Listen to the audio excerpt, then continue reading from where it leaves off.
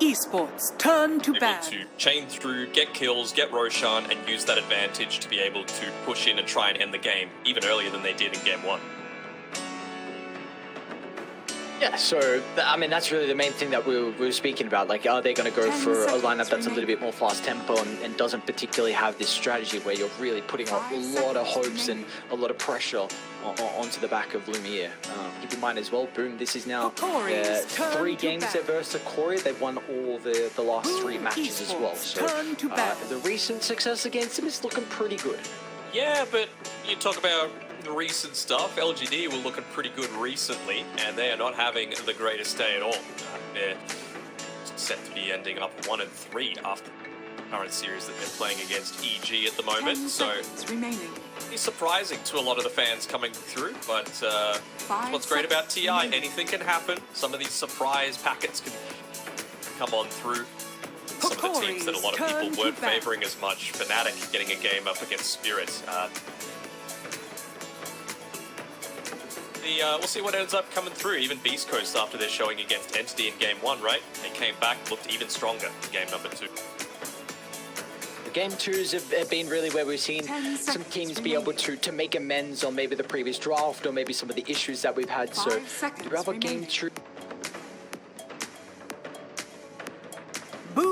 some other streams and on our stream in particular as well. We've got no Primal Beast, no Marcy for Hokori. They want to ban those out, and for Boom, with the Morphling and the Undying that are banned out as well. What do they start off with here? Do you think this is a silencer to begin with?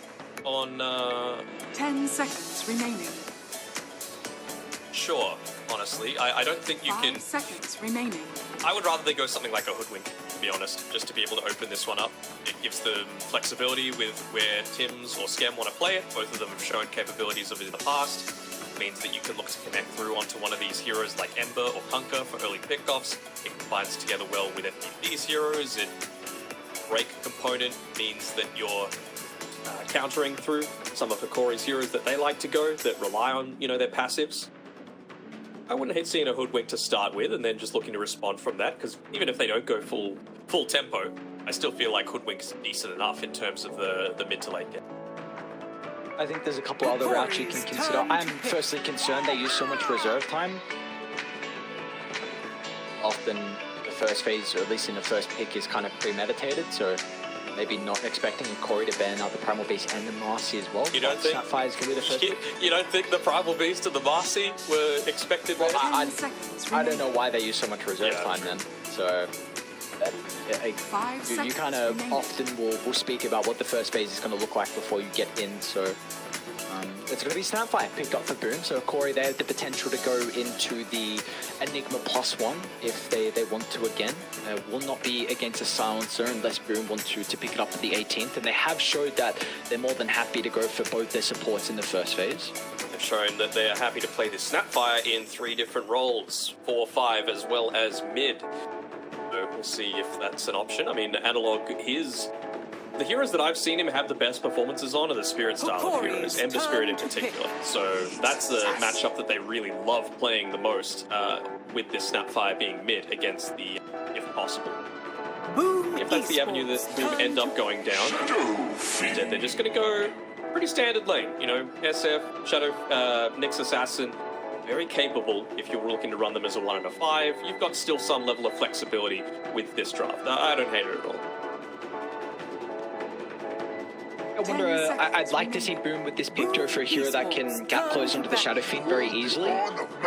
Magnus is definitely one of them, so I am FBZ Magnus coming through, most likely. He's been playing it a lot. FBZ? I think he's 100% win rate over the past, I was just trying to see if I had Europage's recent games written down as well, but I do not, so I'm not quite sure if he doesn't have Mag. At least Hokori's turn to ban. We'll see, this gives you a lot of teamfight combo now for Boom, and also the potential Shadow Fiend has a very scary late game spike, and well, Boom, they could be able to match that with the buff of the Empower onto a carry that can get on top of the Shadow Fiend very easily. Yeah, it also enables you to go something for Jackie that it's been losing popularity a fair amount, the Faceless Void. I feel like this is still, again, possible if you've got the Empower to play with. I think some of the small nerfs that Faceless Void were getting are going to be made not so bad by that. You might even look to go down the PA route yourself. Jackie really loves to play the Juggernaut as well. It means you don't worry about the Nyx Assassin quite so much, and man fight into the Shadow Fiend, but if you can get close enough, then Omni Slash onto an SF, there's not much you can do. One thing quickly to mention that just reminded me, like how you are seeing some carries for Jackie to play and all that are going to get value out of the Empower. Like that's a Nyx Assassin deals quite well with them if they're farming. Yep. Like this being able to play with the Spike Carapace into the Snapfire as well. So it is a very good Nyx Assassin game to start, and we saw what Zayats was able to do. We saw what multiple other players were able to do in the Last Chance qualifiers as well. So didn't have the greatest game previously for Theolicor, but it's already looked like a pretty good Nyx Assassin game to have some value. Yeah, for sure. And even just the Magnus now looking like it might even be a bit more likely to actually be your opponent's hero. You know, the Bat Rider getting removed from the pool makes life a little bit challenging. Same sort of thing with the Snapfire, right? It's just a hero that does not deal with the Bat at all. 5 seconds. Ban coming through there. I think the Nyx is solid enough. I just... What do I want? What do I want out of him?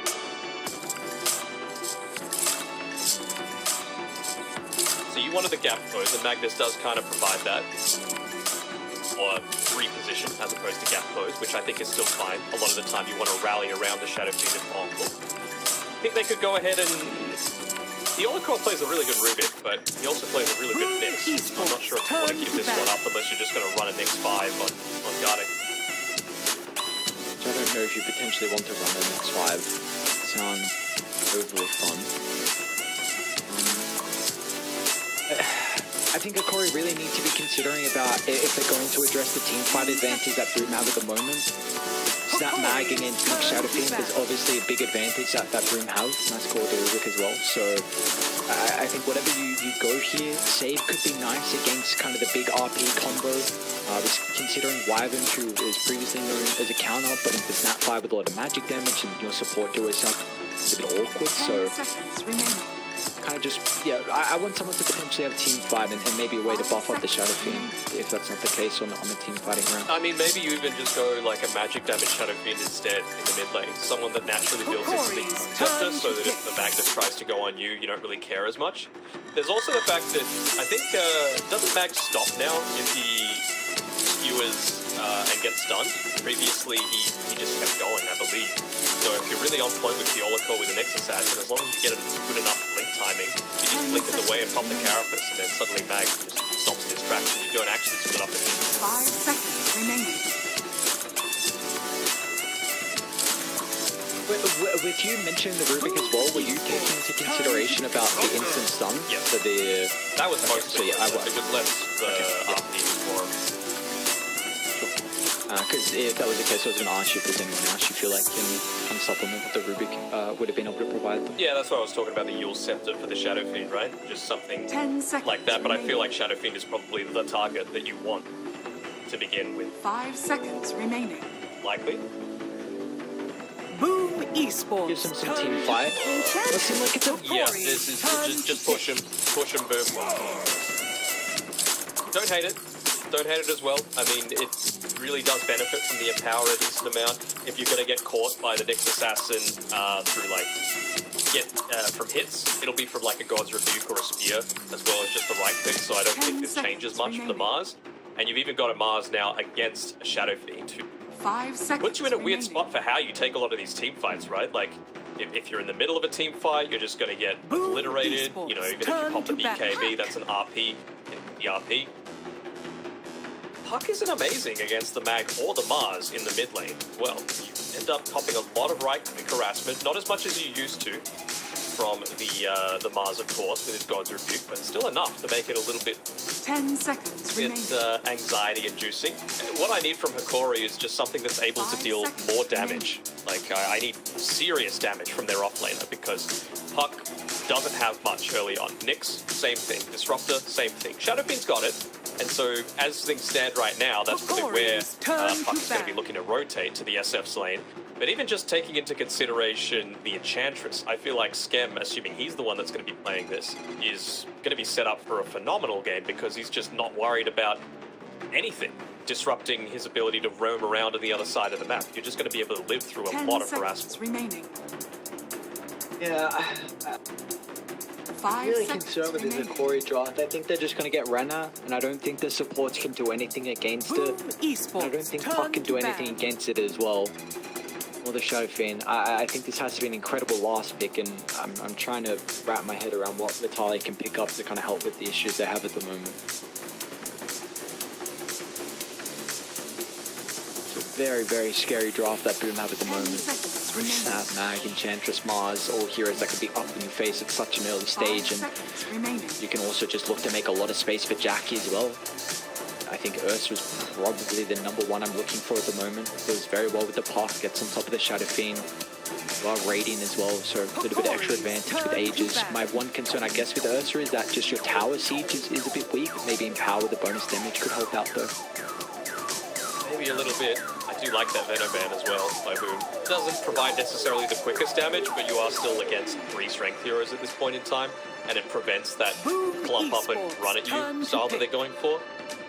They could be considering an Underlord, maybe, but no one's really picking that hero these days. Could they go like offlane Phoenix or something like that as a potential option? Or something that 10 Vitaly seconds prioritizes. Protect the egg relatively 5 well. seconds I guess you've got the Snapfire to deal with it though, so your position would have to be really goddamn perfect. Not looking easy, I'll say that. No, it's really not. It is really, really not. Maybe a death I'd prophet? like him. I think that's probably one of the better options you've got. Spirits don't really care about the arena. You've got passage, that damage that's going to be coming out during RP. It's someone else on the front lines, so that not everything is reliant on the puck. You can potentially bait people into a static storm, and it gives you some more tower push that you're really lacking. Because next disrupt to puck do 0, and Shadow Fiend needs to be farming. So I think you need something that's job. So yeah, I would go DP. I think for Boom, if I don't hate the Monkey King as well, someone that gets a lot of advantage out of Empower. Mars Monkeys is a really good combo. Coil is not the biggest issue sometimes. You can just lay Wukongs down and should be protected. Maybe you won't get as easily on top of the Shadow Fiend as what I was kind of hoping from their carry to be. Can you still just jog? I think you can jog here. Yeah. You don't care about Disrupt, you don't care about Nyx, you don't care about Puck. Great Empower target. Jackie's favorite hero.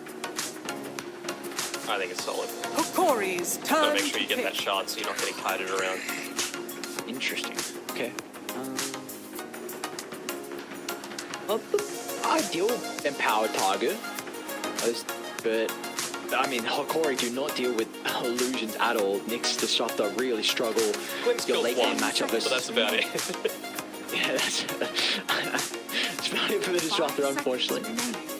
So are you still favoring the Death Prophet, even though TV very high armor? Is it just you helping still with being able to take objectives could be nicer? Or is there something else that you're considering now with the Terrorblade being shown? Considering is this Puck now offlane into the TB, and you know, decent amount of magic damage, you might be able to deal with the Enchantress if she gets too far up in your face. What do you run mid? I'm not certain. I think Boom have the better draft overall. I think they've got nothing to do with illusions on Hokori. I think they're going to win most of their lanes. I think they're incredibly hard to kill, and I think Hokori are lacking in damage. That is a lot of issues they have to try and help out with the last pick. That is... It's good damage. Don't hate it. That Don't hate it at all. is actually like I can see him solo carrying this game. 3 strength heroes, an illusion hero as well. No spirit vessel builder. I can really see Vitaly actually carrying them in this game. I think it's still I still really like Boom's draft, but I think this helps out with a lot of the issues that Hokori has, and I don't particularly because I was very, very pessimistic about that draft, and now seeing the team, I'm like, okay, I can see it working. I can see it working too. Like, he's going to need to have one of the games of his life, in my opinion. I think FBZ even Snapfire potentially has the option of going into the vessel, right? Like, obviously you want to be prioritizing the blink and the Aghanim shard for FBZ if possible. But I think on the Snapfire you could probably look to get away with it. Gives you some nice passive mana regen, you can stay out in the lane, you're still going to be around a lot of these kills that they're looking to play for on Boom. So if anyone's going to get it, it's probably going to be Tim's. It's a great Timbersaw pick. Still slightly favor Boom though, what do you think? I slightly favor Boom as well, but again, honestly, if there was anything if there was any pick that was going to make me be a little bit hesitant, this Timber is probably the pick. I think it is an incredible pick from Hokori, so we'll see if he's going to be able to pull it out. I'm trying to pull myself over. I think he can do it, but I just like the whole lineup that Boom are rocking with. I'm trying to think, like, what specifically does he need to be able to get that unbeatable game, you know? I think the mid lane needs to go very well for Analog. Again, Puck, Spirit style heroes, those are his specialties, so I'm glad that he's got one of them, but it's against the Mars, not the easiest to lane into. He's already got pretty good attack range just for being one of these newer heroes that for whatever reason always seem to have more than the standard melee attack range, so Puck can't range quite as easily. You're going to be copping a lot of harassment as the Gods Roots levels it up a little bit more versus what we saw last game.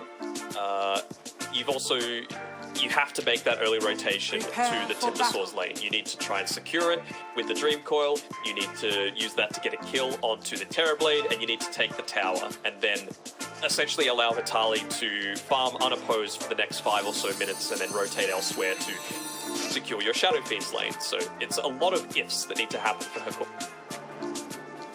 But it definitely feels like they can rotate Theolical early with the potential of Timber just playing alone. So unless they do the switcheroo, run Theolical with the Shadow Fiend, you run the Disruptor with the possible. We'll see how they shape themselves up here from Hokori. This is a very tricky game with how the draft is shaping up and how we're favoring Boom at the moment. But if we're putting a lot of emphasis onto Vitali, what do we feel like the item build has to be for the Timbersaw in this game?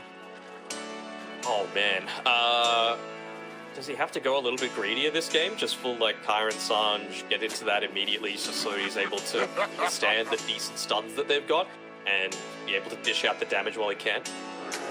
That being people play, they're not super heavy into the physical or magic side of things on Boom, so The casual cloak will be enough to get him out of that sticky situations quite effectively. Nice little dodge there by FBZ. Enable Boom to pick up 3 bounty runes, so call it. 3 bounties and a GG. What happens when you get 4 bounties then? You win the series, not just the game. Oh, win the series. Okay, well the team should be ashamed that they somehow gave up 4 bounties. A little bit. For the time be able to secure one. Alright, so we're seeing Hokori move. They've got dual ranged and dual melee lanes. I'm not sure how confident I am with this, because I feel like you're just going to be in a situation where Vitali's going to cop a lot of harassment without giving too much back the other way.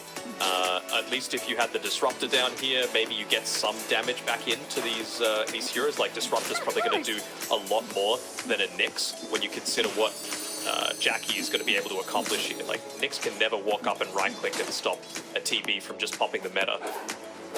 They're just not hoping to try and get this lane happening, but look at Scambies. Try and chase down Theolicor. Be able to secure it, I don't think. Scam knows what his job is in this lane. He is just a constant harasser, going purely for the stats, even buying up the Null Talisman really early on. It's important for them to be able to force the Kree Wave under the tower. You're not going to be able to hold it outside. Playing around with the creepy cleaving here, so it's going to shove back into the favor of Boom. And meanwhile, you see Jackie as well pulling his own Create Wave behind. So, yeah, really nice individual plays coming out from Boom, just recognizing what they need to do whenever a team goes for these kind of lane-cutting shenanigans. Top lane, Tims will be able to find first blood, though, onto Lumiere. So, it looks like it was just a skewer back, and Tims with a follow-up spell casting was how they were able to get that first kill. Scam again, completely draining them of their regen right now on the bottom side. Even sure to allow the tower to not take too much harassment. Very important that you're holding on to that one on Boom if possible. Just doing the little things that they can right now. Hokori just looking to use the stun to disrupt a single last hit. Top lane. You see double skewer as well to shove away guarding. Lumia will still get the long raise, however, to bring down Tims in the tree line, and FBZ hits back as well. So Boom, second kill of the game is going to be picked up for them, and at least they're able to trade the lives of the supports. Okay, we'll accomplish a little bit there. Getting a little pull up onto Reap Camp here, so Scam let the lane slip up a little bit towards him, but they'll actually be able to re-aggro the creeps back in, so Vitali not going to get a lot of that free experience through. I wonder if the Hokori is going to even look to try and emphasize taking away the bounty rune. Top lane again. Lumiere is going to be once again the pressure put onto the Shadow Fiend. Sub will be given over. Looks like he's able to dance into the tree line and will be okay. We see how difficult it is for them to play. It's a cookie once again to get the mag into a position where he can just skewer the Shadow Fiend into a compromised position. Very awkward for these two range heroes to be positioning in. Once again, all lanes Boom favored right now. Not too often that you see a Timbersaw go a boots this early on just to be able to... This lane continues on with the action. FBZ cleans up Lumiere. Well, the trades there once again. Went up very, very well for Boom indeed. Yopaj mid lane as well. He's opened up a little bit of a net worth lead over Analog. Plenty of experience. He's got a little bit of a lead as well. Should look to be hitting that level 6 just that slight earlier. Just love Skem's positioning as well, making sure to position himself between Hokori and that power rune. So it's actually going to be Skem enabling this first rotation through. You see him place down an Observer Ward and going to get this kill for free. Off of the Carapace, but it still means a one-on-one matchup between Jackie and Vitali, and I feel like Jackie's happy. Top lane. Oh, nice use of the glimpse from Gardic. Sends FBZ packing. He's on top of Lumiere, but thanks to the glimpse couldn't get the skill follow-up. They might just chase him down, though. Yeah. 7 seconds left on that cookie, though, so not in a position to be able to get another skewer back, unfortunately, for Boom. Lane combo devastating from Boom at the moment. Might be able to get Tims, though. Lumiere starting to stack up the raises. Cookie over the tree line means that Lumiere unable to get the short raise, but the long one is back up. The finishing blow picked up for the Shadow Fiend. A much needed kill to try and help stabilize how this top lane is going. Yeah, every single kill that you're able to feed over to Lumiere, just his tempo so much. You're able to get aggressive, you're able to use that space that Puck's going to be trying to create for you. Same sort of thing with the Timber. Turnaround potential. Glimpse available, and they're actually going to rotate the Hokori up here as well. Busy. Playing with the raindrops, a lot of stats that the Magnus has as well. Looks like he might be able to survive long enough. And makes it back towards the tower, so beautifully done in regards to the itemization. FBZ will not be killed off. Did you see him pump fake the skewer as well to bait out the Carapace? Just nice small plays like that from FBZ, enabling to get range away from these three heroes trying to take him down. The chorus well with the ward on the high ground. Spike Carapace is available. Gonna need Gardic as well to help out. The Cookie still gets the stun before the cleanse back, or the damage I should say, so Nyx Assassin will still go down. So it leaves them understanding the situation down bottom here with Skem. 2 points in the enchant for now. Again, it's all about upping the tempo, so you want to make sure you're maxing that one out to get the best creep possible. Look to still put some decent harassment into Vitali. Maybe not now that he's level 5, with a little bit of extra bonus armor and regen. More difficult, but as long as you're not losing your tower and prioritizing the siege creep, I think you're going to be in an alright spot for Boom. I think this is one advantage that Hokori are going to have over the next couple of minutes, where Skem is kind of forced to play down bottom, whereas Hokori isn't. Maybe he cannot 1v1 the Timbersaurs. Another kill going away of Lumiere. FBZ second death for him in the game. Maybe live. He had a healthy wand as well as the raindrops just about to come off cooldown, but maybe just wanting to keep those so that when he does eventually come back to the lane, he's in a... Everyone's in trouble mid lane. Oh no, Yopaj, he tried to pump fake the spear, then used it afterwards, and with the phase shift will be able to dodge that. So Arena expended and not able to get a big kill that really a position 2 Mars needs to be able to snowball. These Tins is able to make some stacks. honestly anyone this game. Recall's a little greedy on Boom's side. Capable of making that early push happen with pickoffs as well as going back inside of their own jungle. Radiant side. They're considering going for an aggressive attempt here. Lumiere just moving on forward already. The glimpse, but did he walk back inside that kinetic? They might have. Cookie up busy. We'll be able to get up. Leopard's going to TP him without the arena. The spear's not enough damage to be able to kill off Gardic. I'll try and rely on the fake boots to close the distance, but Analog's never got a TP in as well. Lines up a double coil. This was set up perfectly for Lumiere to be able to get the razors going, and they'll jump over down to the shaft as well to get rid of Tim. So some nice rotations coming out from Hokori, really starting to help out that top lane that wasn't looking good through the first couple of minutes. A lot of the rotations coming through as well with the observer ward placed down to the right-hand side of the tower. I think that they can even defend this. I mean, FBZ's sticking around, popping the healing salve for himself, and he's coming back available, but you gotta be careful. Again, this is against a disruptor. Wanting to get that send back if possible. Dire's structures are fortified. Be able to claim anyone with it, but like the little modification coming through from Skem, realizing that he's not going to change the outcome of this bottom lane too much. He rotates mid, starts to try and put a little bit of pressure onto it. A couple of wards for his troubles, but got to be careful about this Enchantress just getting a little too out of control. Again, I feel like Corey's lacking damage to be able to deal with her once she hits level 6. Radiant's top tower is under attack. They're still going to play up top though on Hokori. Tower looks like it will end up going down, and yeah, like you said, bottom lane, top where the action is. Coil into the Rec Room to try and break it, and the follow-up is going to be there, but Boom in nearby. Unfortunately, not going to be fast enough. Tim's with the cookie to try and reposition the mag out to safety, so this top lane started really rough for Corey, but in the end, it's going to be Lumiere that's well and truly on top of the net worth, and also getting the first tower of the game. Made a big recovery. They also would have seen the big stacks being claimed up, so probably know that as soon as Heroes goes off the map, points in the Empower so far for FBZ, so he has the potential of being able to rotate back through and accelerate net worth in that way. Yet at level 6 though, you know, he's really been forced back away from this lane after a great start. They're going to be quick at getting the kill onto Vitaly bottom lane because Hokori is starting to move down. Looks like the extra damage coming through from Skem's second point of the impetus, and also the Hellbear Smasher is enough to be able to blow up the Timbersaw. A big kill for them to be able to find without committing too heavily, and this also just delays the push that Hokori are looking to try and set up down bottom with the next catapult. Getting the regen rune though. Happy to claim that one. Dire's bottom tower is under attack. Uppy, not leveled up just yet on FBZ. Wanting to keep plenty of options open. Actually, never mind. He gets the third point in the Empower.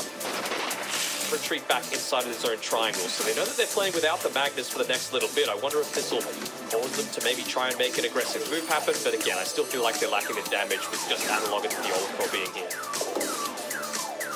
What do you feel like the play should be from Boom? Do you want to address bottom with this catapult siege, or do you look to just trade side lane towers? Can they even trade side lane towers right now? I feel like you still need a little bit of the control coming through from the RP if you're going to look to make that happen. So now, seems like they don't want to give this bottom lane up. I mean, you've got the Mortimer's Kisses, you've got Yopaj, but still 20 secs away from the arena. Might be forced to give this one up for free, and Radiant's it's bottom like a TP that's just been wasted. So big for Hokori now. Uncontested tower's going to go their way. Vitaly getting a lot of the bonus net worth out over there. Might kill off Guardian from some de-warding shenanigans, but the Glimpse going to send Yopaj packing. Tim's Arbor wants to try and capitalize with the initial stun. We'll drop some Mortimer Kisses, which is enough to be able to secure the kill, but Vitaly might have an opening now to kill the Snapfire, not with Mars stepping in to provide that extra assistance to push him away. Side Jackie is still farming reasonably well though, so he's going to be able to rotate back again inside of that triangle relatively soon. A bunch of creeps that have been stacked up for him there, even Skem just looking to stack it even further. What I want to see from him is just starting to play perhaps a bit more aggressive towards the Dire side of the map. We know that Dire is a little bit better at being able to effectively take the jungle. Of course, Shadow Fiends these days, 3 points into the Shadow Rays enables that quite heavily. Look at the core. Oh, scouts out the Enchantress and the Magnus perfectly, almost lined up for a double stun. We're able to secure another power rune. Gonna try and put some pressure on the T1 tower. There's Mortimer's Kisses though, and they're still a full minute away, so I'm not sure if you're going to be able to protect this too easily. Radiant's middle tower is under attack. Looks like they've almost entirely Radiant's abandoned it. structures are fortified. The glyph, but I don't think they've got the damage on Boom right now. Radiant's middle tower is under attack. Without the kisses, 40 seconds. Forward back up, and another tower going the way of Hokori. This can now really enable them to start to push into the jungle and make it difficult for them to get full usage out of the empower, but FBZ That helps. and jump in. Silence. A silence into the core is going to be able to prevent the skewer underneath the tier 2 tower. They'll have to fall with the Requiem as well. Trying to break the coils as Boom, they're in trouble. FBZ is going to go down off to the left side. Lumi is able to catch up to another member as Analog. He can also clean up on Yopai, so he's trying to retreat back to the high ground. So now with Corey, we're even going to try and pump in some damage to the tier 2 tower. And they use the glyph on the tier 1, so they don't have this one available. Like, it was just a really good play from Analog specifically. Yeah, he is the MVP of that fight. Theolacor making sure to give him the tip, because if not for the Dream Coil, if not for the silence, there were 2 times that FBZ could have got that skewer back into the tier 2 tower, and that fight is 1 for Boom if both of those happen.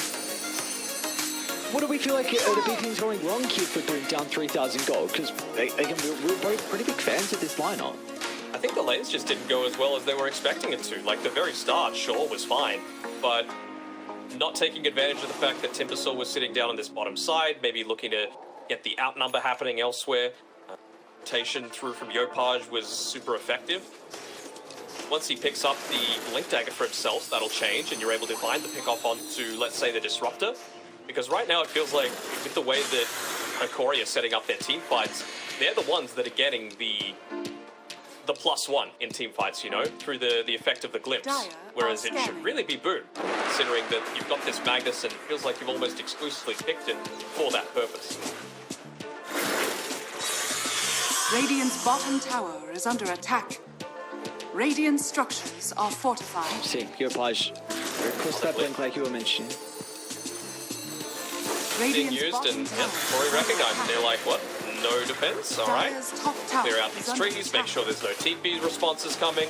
And Boom, for the most part, outside of Jackie on the top side, they're not getting anything out of the map in the meantime. A lot of Dota, like I've been saying, has been about getting trades. You know, what are you willing to give up?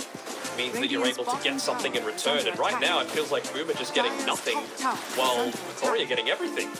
Even just committing in Arena.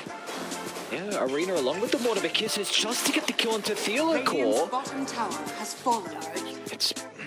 And now it gives you a big opening for Hokori, knowing that the ultimate's on cooldown, so you can pretty much claim a majority of the jungle here from Boom without a concern for them to try and maybe force an engagement and reclaim their own territory.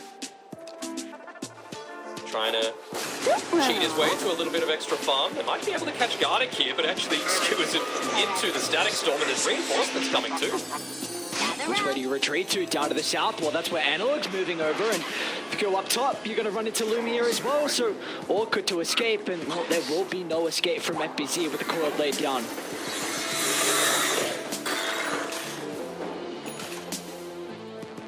That'll help. The mech on Tim's being finished up, just for some of that survivability, again countering the relatively low damage that Hokori had, but I feel like they've gotten past that stage. You know, you've now got the Witchblade on the puck, your Blink Dagger coming out to him, he does, so you're going to be able to provide a lot more harassment, especially with this DD rune about to be picked up on the bottom side of the map. Timber farmed enough, went from the hood into that Kyron Sanj, realized he needs to be a big portion of the damage coming out from Hokori, setting up for them nicely.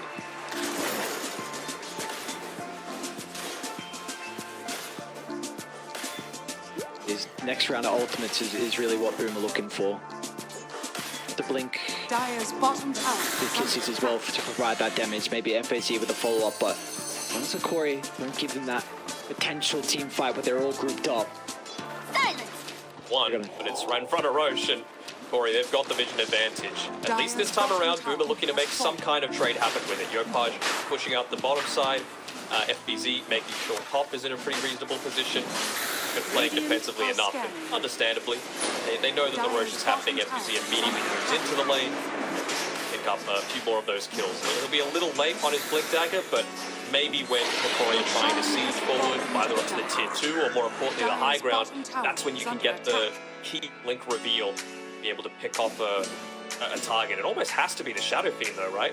Puck seems pretty ineffective. You're always going to be able to get the phase shift off. Timber, tanky enough. Top lane, FBZ. Beautifully done from Theolacor. The use of the Vendetta, being able to scout out the Magnus, playing in the tree line. Dire's middle tower. Rest of the team move over to try and provide that damage required to bring down the Magnus, and now this will be able to open up the Tier 2 tower for them to claim as Lumiere start to get the damage going. Again, it's still just a little bit short of the blink, so FBZ, I feel like he overstayed his welcome a little bit up there, right? You know, he knew that they were taking Roshan, and he stayed there for another, what felt like minute and a half. For him to get picked off feels almost natural. Dire are scanning. They're scanning on the defensive side, and they might be looking to try and get this solo pick off onto Analog.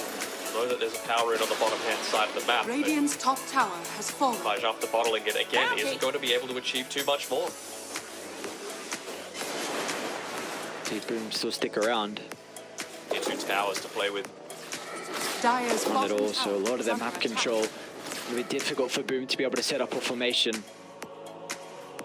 See them starting to move. That Observe Ward scouting out Analog going to the triangle, but Jackie's still nearby. The lane ward as well is going to scout out Yopaj. They're going to try and go for an extra wave, but the stun's just shy. They've got the vision for the chakram, for the glimpse. Off the mark, so this is pretty big for Boom now. Scouts out multiple heroes down bottom, so mid's going to be able to get shoved out. Top's getting shoved out as well, and they should be able to reclaim their triangle. He's got his Blink Dagger now, being delivered to him. Has to make sure not to reveal it in this lane here if possible. Log actually gets the solo jump onto him, but there's no follow-up. He's trying to bait out some sponsors. Spear for Lopaj. FBZ, is he going to bring follow-up? In fact, they're going to try and turn around on Hokori. Look at the wraparound from Lumiere. Should be able to close the distance onto the Mars. The mechanism will buy enough time for Yopaj to enter the higher ground, but Analog wants to continue in pursuit. He's got to be cautious, but he dodges the RP, and FBZ, they're going to get out now. Boom. The RP wasted. You can't stick around to take the skirmish, and unfortunately for Skem, the retreat will not be an option for the Enchantress. Especially with how this game has been going, I'm a little surprised with Skem's build. You know, the fact that he's gone full on into the impetus. Yeah, it's important to be able to deal with his Timber Saw with a pure damage, but what I was saying was the big strength of him is that he's going to be able to put himself out on the map and be very hard to kill for a lot of the supports, you know, but he doesn't have any points in the Nature's Attendance, so it's actually pretty easy to kill him off, and people aren't really that concerned with his pushing potential. Jackie. Not again, not like this, dude. Theolacor is doing so much work on the Nyx Assassin. Another member that's scouted out.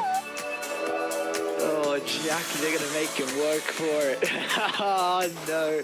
This is a member that's been flawless so far from Boom, just hoping that the Terrorblade can find the items and find the farm. They can have a decent team fight, but with Theolacor, it's so difficult to put yourself out on the map. Situation that you find yourself in, especially when you're playing from behind. You know, you don't want to overextend for an Aegis. Is it getting to the stage where you almost want to buy a gem on Boom? Like, you've just got enough on Skem to be able to buy it, and he's got Observer Ward, Sentry Ward picked up for himself here. There's just so many of these wards that have caught them out, lane wards, that it's almost a necessity. Ooh. Well, just shy from Analog down bottom. Let's see if he jumps to the orb as well. You do have Theolacor wrapping on the back line. The sentry's going to be placed from Boom, but looks like they just want to try and get out. This is not a team fight that they're happy to take. Only Tim's will be the one that falls. They're getting much out of it though, are they? Networth lead slowly growing for Hokori. 5 seconds left on that Aegis, and it's going into Edge, so really don't hate that up against the Mars in particular, just to be able to get rid of some of that passive damage block that's going to be coming through. Main priority for Hokori, excuse me, making sure that Yopaj goes down at the very beginning of a lot of these fights.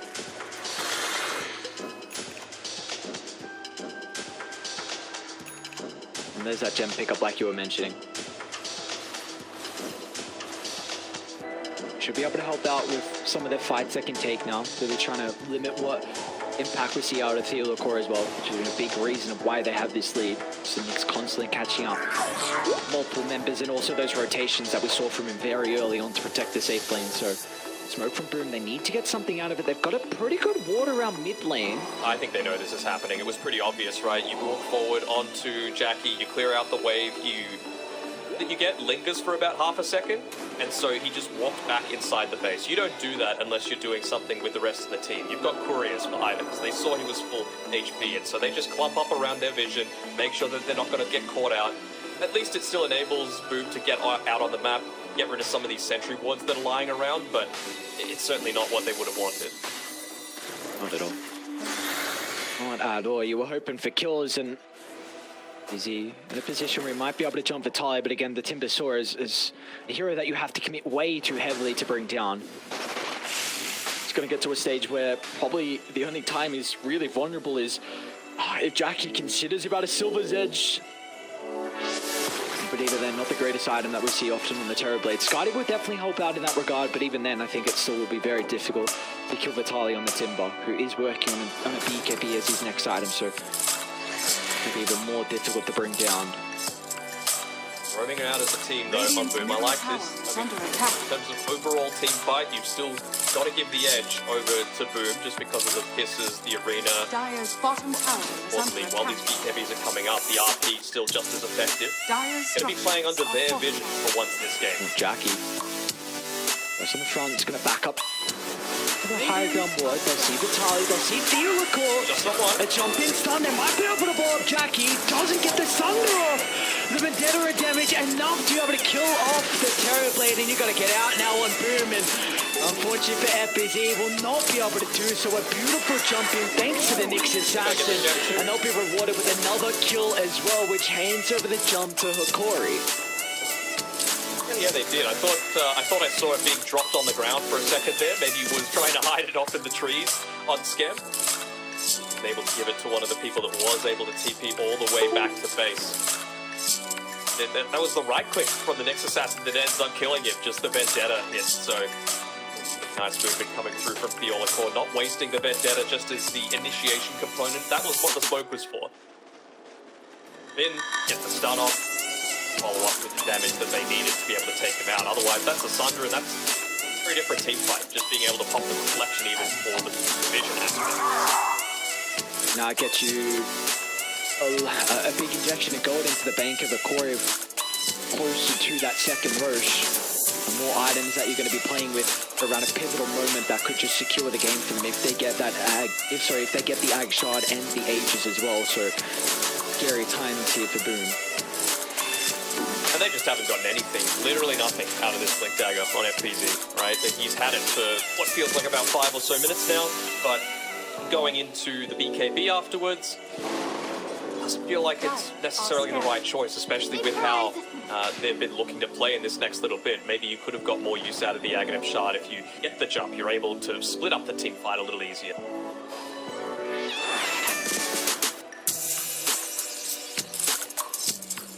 Lumiere. I'll be trying to set up an FBZ. Yeah. He sees the creeps, he's going to see the presence of the Dark Lord, Bees, and even in his tooltip as well. Play off in the tree line, FBZ. He's not going to reveal himself just yet. You see the rest of the Boom as well, how scared they're playing on the map. They are not looking to venture out into Hokori's territory. Team fight. I mean, as long as they saw that presence of the Dark Lord, that's what you're worried about. It's the Shadow Fiend. So if you've got 4 people, if you've got vision, if you are comfortable with the fact that they don't have any detection, vision up, you can just go for the smoke. You can look to make something happen. Maybe just with how close they are to being able to pick up the Skadi on Jackie, and got it now, that was all that they were waiting for. No matter what happens for Boom, a team fight has to be taken around the vision. You need to get the jump. It has to be a big one onto multiple heroes. So we'll see Hokori starting to move through the river. Second Roche is now up and available. Boom have pretty good wards nearby to be able to take a fight. But they don't have any damage. Like, Jackie's all the way back here inside of the mid lane, helping to push it out to make this movement a little bit less obvious. But conscious of that fact. They're constantly backing off and just taking from the wave to make it push out a little bit better and give some of that understanding of what's happening around this Roche. Corey, I love how they're just itemizing with this net worth lead. They're just playing it defensive. Analog's going what looks like an A on this. You got a BKB picked up from Vitali. Just making sure you're going to continue to cement this lead. And then not go aggressive and maybe greedy with some items that can help you getting kills. You just want to stay alive and make sure you don't throw this lead and don't throw kills away in the team fights. Doing a pretty good job of pushing in this bottom lane, making it passively engage into Hokori's side of the map. So that's going to be a tier 2 tower going down and a nice little amount of net worth to hit too. Need to get back though, they're moving. Smokes on the pop. Analog entering the high ground. Ball's only going to land on the one. Jack is going to enter the middle as well with the incredible use of the arena and the Mortimer Kids as Lumi is going to end up going down, but Broom need to get more out of this good side of their team fight. They're going to consider about going back to Analog next. Aeontis will be propped for the moment. They will not be able to catch up to him. So the Thiel, of course, should still go down. He'll off the Knicks. Oh, it's got it. Should be out, almost going down to Yopaj, but can Boom consider about Roche now? I think they can. They've got the meta used. They know what's up. And they're not actually... No, the Observer Ward just expired on the high ground there, so they don't have 100% confirmation. Have theirs up. Radiant are scanning. Waiting in the wings is FPZ. He has to land that clutch RP, but he can't get caught out with these silences, and you've got to make sure your vision game is on point. They've just let him get FPZ! Oh, what a silence! Instantly is his Analog to prevent the skewer back, but they're still going to find it with a follow-up! Double spirit to the right clicks, Nyx will go down, but Hokori, they've looked to re-enter. Analog's going to be in with the coil, holding back Jackie for the moment. He's got some Sunder targets, and he's going to chuck it out onto Skem instead, so have fun, Mr. Captain. Good luck getting out of that one. So close to being able to take out Vitali as well. Gets away on about 80 HP. Might have even been a miss when he ended up timber chaining up onto the high ground. Yeah. A few minds. Do we go into Roche? Do we not? Play around the fact that they don't have meta. How long do they have meta for? Waiting for Vitali to be the one to tank up a first few hits and going to give them this second Roche. I will pick up to them around these heavy committal ultimates, and Metamorphosis is essentially an ultimate as well on Boom. They're not frequently able to take a lot of these team fights if Hokori just stay loose, bumped up. Getting picked off with the Blink Spear, not getting picked off with the Blink Pawn Toss into the skewer back. Might lose one fight, but you're not going to lose two in a row.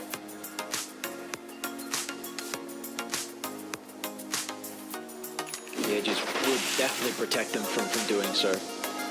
But we've seen how difficult it has been to be able to get these initial kills, so have fun going through Lumiere a second time. Well, of course, hunting again. He's going to look, he's going to see the duration on the meta target, rather than the conjure image, so hunting inside the tree line, doing the right thing, but Jackie tapped into him too many times this game that he's going to back off completely, all the way back to base. Still do his job of keeping this bottom lane pushed out. Did they go from the Tali, FBZ? I'll be up in a couple of seconds. The rest of the team playing shortly behind the mag, ready for the follow-up. Again, this is a very similar thing though, Boom. They always need to take a fight around a choke point. They've got a lot of big AoE ultimates. They need an area where you can kind of set yourself up and enable Jackie to be able to continue the right click. This is ideal for them at the triangle, but it's just a question of Corey might just completely avoid the area. Or they might just jump up into it. He's going to just brute force up, deal with the Observer Ward. All of a sudden, now without the ward there, that is a very difficult position for Boom to hold. So they're going to have to try and scurry back towards their own base instead. And I think it's clear they're playing scared, right? Yeah, Timbersaw just diving in completely solo. Of course, he had his team a little bit behind him, but Shadow Fiend with no way to connect to the rest of the team. Could have potentially had that one. They have to be careful about going on Analog as well. He's got the Aeon Disc. Full wraparound. Boom seems like the play. Have the... Oh, he's basically got the Ags on Disruptor as well. 5 gold away. And a butterfly now for the Shadow Fiend before the MKB is picked up on Jackie. So really big windows here that Hokori can look to utilize with the Aegis advantage. They could just close out this game. 2 teamfight victories, and that might be all she wrote with some of the big items they just completed. Under attack. Get the gem back on anyone? Who's holding it onto it right now? Ah, Timbersaw. Vitali. Yeah. All the vision available right now for Hokori to play with. Lack of fear, not needing to play around the fact that the enemy team has an Aegis. Sken's going to get out. That's going to mean that the team is somewhat isolated, but Yopaj enough to be able to get back to safety. So they're doing a decent job of kiting out this Aegis. Still got another 2 minutes or so on it, but they're still not anywhere near close to being fully slotted on Hokori's side. Still can look to get into Shiva's guard, which is going to do a lot of work against the Terrorblade, just reducing the damage. Look at this Observer Ward. Okay. So we're going to charge up. Analog was ready to go. They're going to smoke as well from Hokori. So it's about to expire. Find the backline. Cut the wave. Nothing. For another smoke. Tali, be fearless again. They're under the wards. Oh, the vision advantage! And the static storm, but they only bring down one. Up, he's going to be there with the follow-up damage. Shaki trying to right-click into Lumiere at the moment, but he's not winning the man fight. Lumiere is just too far ahead with the advantage of the butterfly. Jackie cannot keep up with the right-click damage as they'll drag back another. What a skirmish for Hokori. Buyback, man. It was like they got the initiation onto him. Ag Static Storm dropped on his head. Then the 2-man RP was actually pretty decent coming through there from FBZ. The first one of the entire game. And then he just buybacks basically after the team fight's done. Means that you can't man fight into the Shadow Fiend. That's a big reason why you pick the Mars against these ranged cores that don't have movement abilities like the SF. They can't right-click into it if the arena's up, and he just wasn't there. Radiant's middle barracks are under attack. Radiant's middle barracks has fallen. Now, the cost is going to be their base. Full set of barracks mid. Creeps pushed in as well, so they will not have to worry about the backdoor protection as down to bottom they go. Max out the Dagon. Everything that they can just to provide that little bit of extra burst. Onto the Terrorblade, making sure he doesn't get the Sunder off. Onto one of the illusions that'll provide the instant kill for it. Just the one lane, but like a lot more, especially considering you extended your mid's buyback. Essentially 0 item progression coming through from Yopaj for quite some time now. Back on Blink Dagger, Phase Boots and a BKB for what feels like about 10 minutes, only picking up the Aghanim Shard since then, so I feel like his impact in teamfights is nowhere near on the level as it was in the previous game. Gotta find that singular pickoff. Now, Gardic has actually jumped up so much in priority now that they saw that the BKB was unusable inside of the Static Storm. They know that that Aghanim Scepter is available. It just feels like they don't have a lineup though that's ever going to be able to get on the Disruptor. Especially with how Timber's positioning so far on the front line. Or who do you think can get on the Disruptor? I mean, you've got Blinks, right? You've got Blinks on Mag, you've got Blinks on the Magnus, so you pretty much just need to commit quite heavily onto that. And what's going to enable you to do that is the Enchantress, right? Anything and use that as your main scouting tool. And that's where I feel like Skem, it's an area that he needed to do a little bit more of that in this game, because I think he's just sitting a little bit too passively. He's playing this like a core, and we know that he's played every single role. He's been a support for a while, so it's like his team needs him to scout. And look, mid lane, when he ripped into the spear, the Undis will be able to protect him, so at least their Poppet and Boom don't have to heavily commit. They're going to smoke instantly now. Knowing that the Undis on cooldown does give them a slight advantage. It might have been underneath that dire Observer Ward. I don't know if that was just in range or not. The MKB, not backing off like they know though. The Butterfly want to be able to try and stand and man fight. And well, yeah, they're going to see the general direction that Boom are in because of that Observer Ward. They know they're on the right-hand side of the river. They're going to play accordingly. Top of the stairs. It's enough to Lumiere underneath the tier 2 tower that it's not going to be in too much of a bother. Top kind of needs to be addressed as well with the double catapult, so Boom going to have to back off and eventually reveal themselves, so another ward's going to be dropped mid lane. Every single bit of vision they can get. They can't lose this triangle control. This is the last spot that Boom have to fight. They need to make sure they are ready to take a team fight around this part of the map. Love to have level 20 on the TV, just for every little bit of extra power spike that you're going to get. An extra half second on the RP would be what changes things. For FBZ on the Magnus, he's going into the Aether Lens just to provide that little bit of extra blink range on the Blink Dagger to get that horn toss, the skewer range. Just split up the fight as much as he can. It's going to be so scary though, because if you try and go for that RP and drag back, then Boom are going to be grouped up and it's set up for a beautiful static storm, because Blink's almost completed from guarding. He was almost there on the Tali. He was going to clip onto Theolicon. Not the greatest start for them. Leopard's going to try and play around with the arena. So they've already lost Schem off to the left side. Jack is soloing down Lumiere at the moment. RP is going to buy him some extra time with the help of the MKB. But Lumiere can try and turn around the Satanic. Requiem charge up as well. Jack is killed off. Leopard should be able to escape along with Tim's with the Whirling Death. Will stop that TP in at Strax. So in the end, will be a 2 for 2. They do still end up getting the kill onto the Shadow Fiend, so not the worst in the end for Boom. Yeah, they bought back on Schem as well, which kind of sucks. They're pinging out where they know that this vision is. Finally going to be able to remove a lot of this vision that's enabled them to set up so much for a lot of these gank attempts that are set to come, and Easy just a little bit off the mark there with being able to secure the pick onto the Timber. Again, that's the main thing, right? You mentioned how this Timber Saw can have such a high impact this game. Not necessarily in the net worth, to be honest. I think Analog's probably been the MVP along with Theolicor, but it's still so important to take him away from the start of these fights, because otherwise your health just becomes a fraction of what it is previously, and we know that every little bit counts against the SF, who's able to two-shot some people at this time.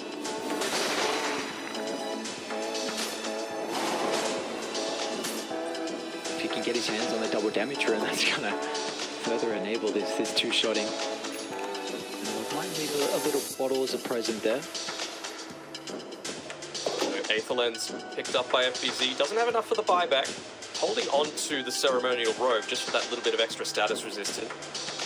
Almost want him to be holding on to that telescope that just dropped for Boom. I think every single bit of attack range is going to matter, and the way that he's been playing a lot of these fights has been on the back lines, so it's going to provide assistance for the Enchantress, the Snapfire, the Terrorblade, until he's ready to finally make that jump. You were able to barely win the man fight in the previous engagement against the Shadow Fiend. Now you're going to have to do it against the DD level 24 Lumiere.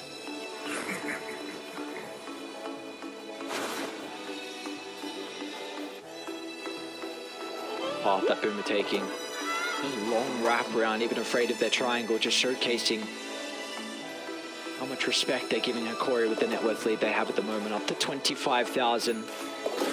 Lane getting pushed all the way through is someone showing it will be Yopaj, so at least someone's going to reveal. Pressure. Take this one. FBZ again looking for the pick-off. The only one that moves on forward is Analog, realizing that he's got the Aeon Disc to be able to play around with, so Hokori are just playing this much smarter than what we saw in the previous game. Not giving up anyone free for pickoffs, realizing the strengths of their lineup, and if Boom are going to look to go for pickoffs with this Mars and the Magnus, they're not going to let them. Smoke up. How can they get the jump on Hokori? That's the angle they're going to look to take, because Boom all grouped up as 5, ready to take the skirmish. Comes down to the initiation. You've got to be worried about this DD onto Lumiere as well. They know. They saw the presence aura on the creep. He's the first one forward. Theolico's just going to jump up and try and drop the vision. They're onto FBZ. A couple of right clicks takes care of the Magnus, and all of a sudden they've got firm control of the triangle. I just love that play from Theolico, just mindlessly blinking out, dropping a ward and just getting all the information they need to scout out where Boom are positioning. And it's right before Roshan as well, one with a negative step to 2, so I feel like you probably want to give this one over to Lumiere as well. I mean, he is doing a lot of the heavy lifting. Look to pick it up, maybe it'll be double chuck him instead. Okay, for the tally. I mean, the extra maximum souls would have given him a nice little bonus of damage, as well as a bit more of the reduced cooldown. I was surprised with Boom, like they were completely set up. They knew that that movement was happening, but Tim's felt like he was moving in slow motion with some of his retreat there. Is under attack. Look at the dealer call. And Analog just blowing up one. Analog not concerned at all. Aeon's just gonna get popped. Natalia will cover the retreat as well. So let's see if they can try and target him with a partner over there and just with you, Geopage. Gets initiation onto the Shadow Fiend with a Mortar Kisses fall off as well. They might be able to deal with the first slap at Lumiere. Trying to keep himself healthy thanks to the Satanic. They'll secure the kill, but can they set themselves up for round 2? But Shaki's in trouble. Static Storm laid down to prevent the Sunder. He's got a buyback, but no Metamorphosis for the second life. And Hokori looks like they should be able to take this game to a very, very convincing victory for them as well. Very impressed with how they're able to perform with this lineup. And another 1-1 on our stream. Yeah. You know, these teams just trading 1 for 1. I'm sure going back, Boom will be kicking themselves a little bit because we really like the draft from start to finish. And I just feel like they didn't execute it quite so well. You know, you pick specifically for this Magnus, for the pick-off potential. I really don't feel like the BKB would have changed.